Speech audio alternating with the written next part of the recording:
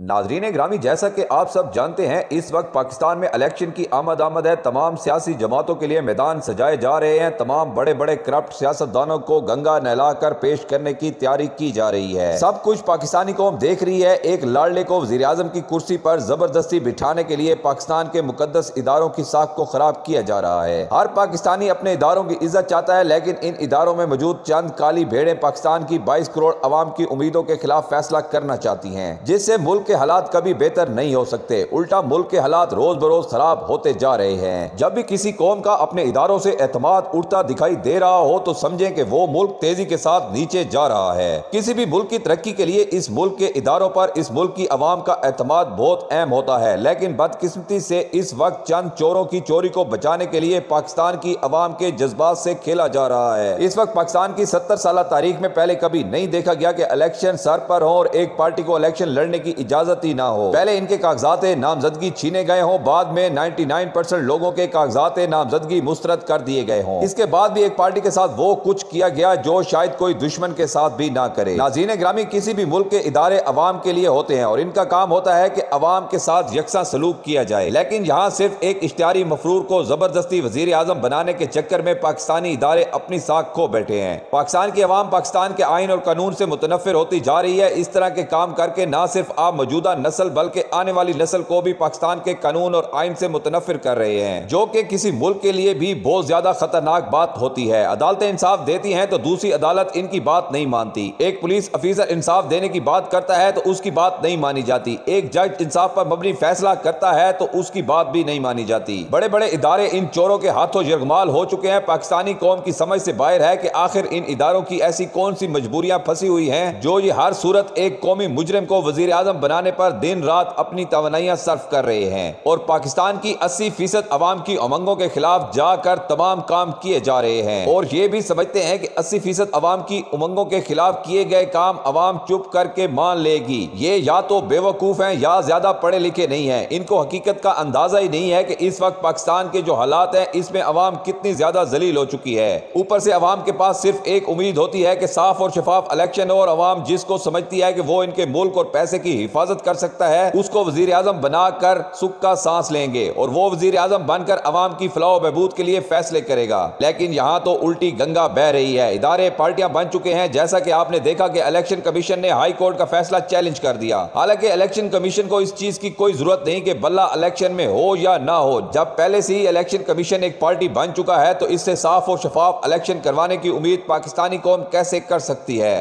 High court کے فیصلے کے بعد اب دوبارہ الیکشن کمیشن کے کہنے پر عدالتیں یہ فیصلہ دینے پر مجبور ہو گئی ہیں یا کر دی گئی ہیں کہ تحریک انصاف کے پاس بلے کا نشان نہیں ہوگا۔ سینئر قانون دان اعتزاز احسن نے اس حوالے سے کہا ہے کہ بلے کا نشان لینا کسی سیاسی پارٹی کے ساتھ دھوکہ نہیں بلکہ ان نہ پڑھے لکھے لوگوں کے ساتھ دھوکہ ہے جن کے لیے انتخابی نشان بنایا گیا ہے۔ برے صغیر میں زیادہ تر لوگ پڑھے لکھے نہیں، اس لیے یہاں پر انتخابی نشان دیے جاتے ہیں، ورنہ دنیا میں صرف نام کے اوپر الیکشن ہوتا ہے۔ اس لیے اعتزاز احسن نے واضح کیا ہے یہ جو بلے کا نشان لیا جا رہا ہے یہ صرف اور صرف ان بیچارے لوگوں کے ساتھ زیادتی ہوگی جو اپنے من پسند بندے کو نشان دیکھ کر ووٹ دیتے ہیں۔ ناظرین گرامی، پاکستانی قوم سب کچھ دیکھ رہی ہے۔ ایک شخص کو گرانے کے لیے پاکستان کا پورا نظام لیٹ چکا ہے، اور یہ ایمکو کا ٹولہ ابھی تک اس بات کو سمجھنے سے قاصر ہے کہ عمران خان اس وقت پاکستانی سیاست کا وہ چمکتا ہوا ستارہ ہے جسے نہ تو بلے کی ضرورت ہے نہ ہی بال کی۔ وہ پاکستانیوں کے دلوں میں گھر کر چکا ہے، اس لیے عمران خان ایک لسٹ بھی جاری کر دے گا، لوگ اس کو ووٹ دیں گے۔ لیکن اس طرح کے اوچھے ہتھ کنڈے کر کے آپ ایک ایسے شخص کو وزیر اعظم بنانے کی کوشش کر رہے ہیں جس نے 3 دفعہ پہلے وزیر اعظم بن کر پاکستانی قوم کو لوٹا ہے۔ اب قوم اس کی شکل دیکھنے کو بھی تیار نہیں، اور آپ اسے زبردستی ٹاکی شاکی مار کے قوم کے اوپر مسلط کرنا چاہتے ہیں۔ آخر میں ہماری اللہ تعالیٰ سے دعا ہے کہ اللہ تعالیٰ ملک پاکستان پر اپنا خاص کرم فرمائے اور ایک ایسے شخص کو ملک کا وزیر اعظم بنائے جس سے پاکستان کی قوم پیار کرتی ہے۔ آمین ثم آمین۔